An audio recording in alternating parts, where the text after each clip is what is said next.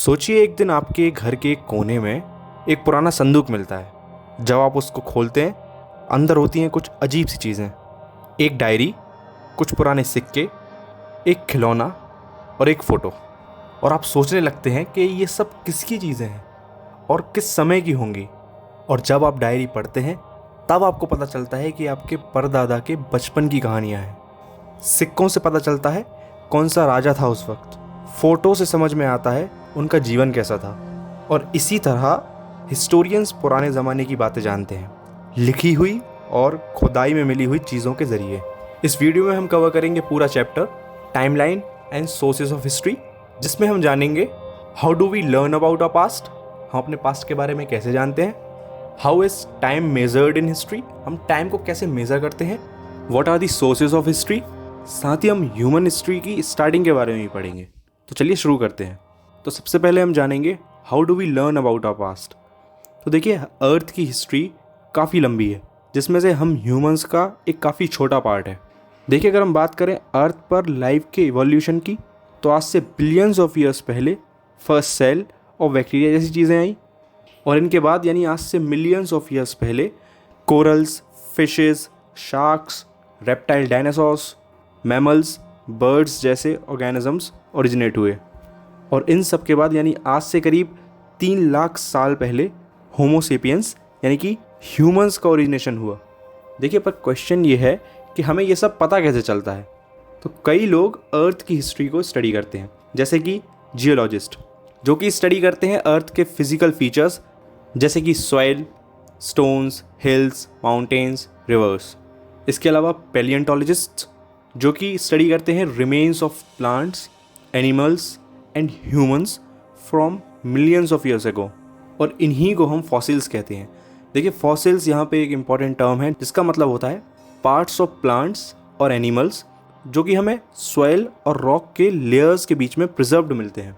इसके अलावा एंथ्रोपोलॉजिस्ट, जो कि स्टडी करते हैं हमारी सोसाइटी के बारे में, हमारी कल्चर के बारे में, from the oldest times to the present.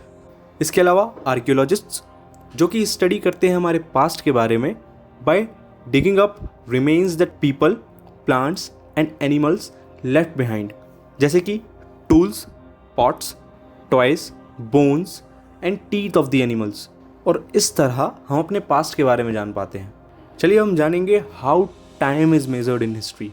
देखिए, हर सोसाइटी और कल्चर का अपना एक तरीका होता है टाइम मेज़र करने का। मेजर इवेंट्स जैसे कि birth of any important person और start of any rulers rule, इसको हम मार्क करते हैं as a beginning of new era. At present हम ग्रेगोरियन कैलेंडर का यूज़ करते हैं, जिसमें 12 महीने और टोटल 365 डेज़ होते हैं, और हर 4 साल में एक लीप ईयर होता है। और देखिए, इस ग्रेगोरियन कैलेंडर के अलावा भी अलग अलग रिलीजन और रीजन्स के भी अलग कैलेंडर्स हो सकते हैं, जैसे कि हिंदू, मुस्लिम, ज्यूइश, ये सब भी अपना अलग कैलेंडर यूज़ करते हैं to calculate the dates of festivals and other events. चलिए अब समझते हैं टाइमलाइन को। टाइमलाइन एक ऐसा टूल है जिसकी हेल्प से हम इवेंट्स के सीक्वेंस को समझते हैं, और जनरली हम जीसस क्राइस्ट के बर्थ को टाइमलाइन का स्टार्टिंग पॉइंट मानते हैं। और जीसस क्राइस्ट के बर्थ के बाद पड़ने वाले ईयर्स को हम एडी यानी एनो डोमिनी या फिर सीई कॉमन एरा से मार्क करते हैं। For example 1947, the year India gained independence, can be written as 1947 AD और 1947 सी। इसका मतलब ये है कि जीसस क्राइस्ट के बर्थ से 1947 ईयर्स बाद इंडिया को इंडिपेंडेंस मिली। और देखिए, इसी तरह हम जीसस क्राइस्ट के बर्थ से पहले पड़ने वाले ईयर्स की बैकवर्ड काउंटिंग करते हैं, और इन ईयर्स को हम बीसी यानी बिफोर क्राइस्ट और बीसीई यानी बिफोर कॉमन एरा से मार्क करते हैं। For example, year of birth of Gautam Buddha which is 560 BCE यानी बिफोर कॉमन एरा। इसका मतलब ये है कि गौतम बुद्धा का जन्म जीसस क्राइस्ट से 560 ईयर्स पहले हुआ था। और इसी तरह हम जीसस क्राइस्ट के बर्थ को स्टार्टिंग पॉइंट मानकर सारे हिस्टोरिकल इवेंट्स को क्रोनोलॉजिकली सीक्वेंस में स्टडी कर पाते हैं। Now we'll be talking about sources of history.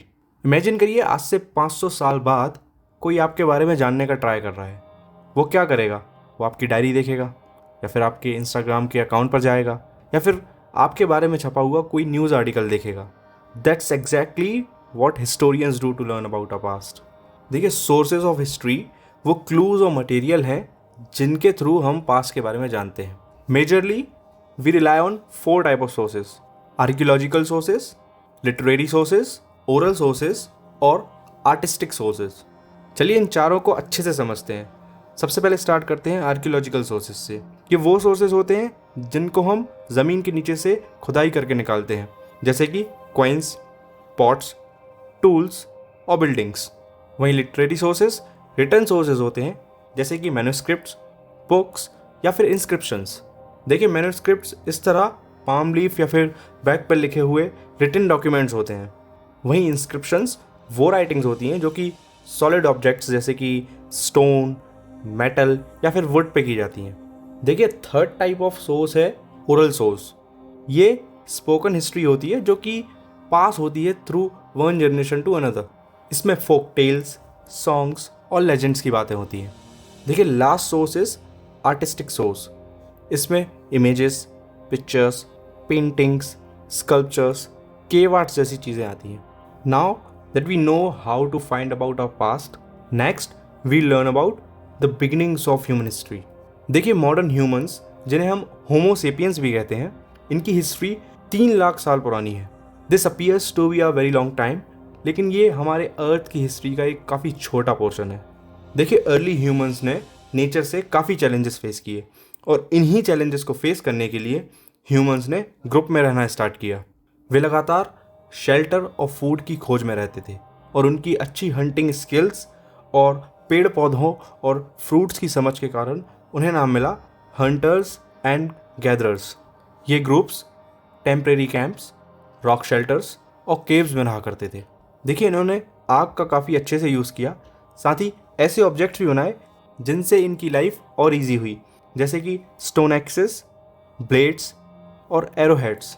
देखिए, कुछ पेंटिंग्स शो करती हैं सिंपल फिगर्स और सिंबल्स, वहीं कुछ पेंटिंग्स काफ़ी डिटेल्ड ह्यूमंस और एनिमल्स के सीन्स को रिप्रेजेंट करती हैं।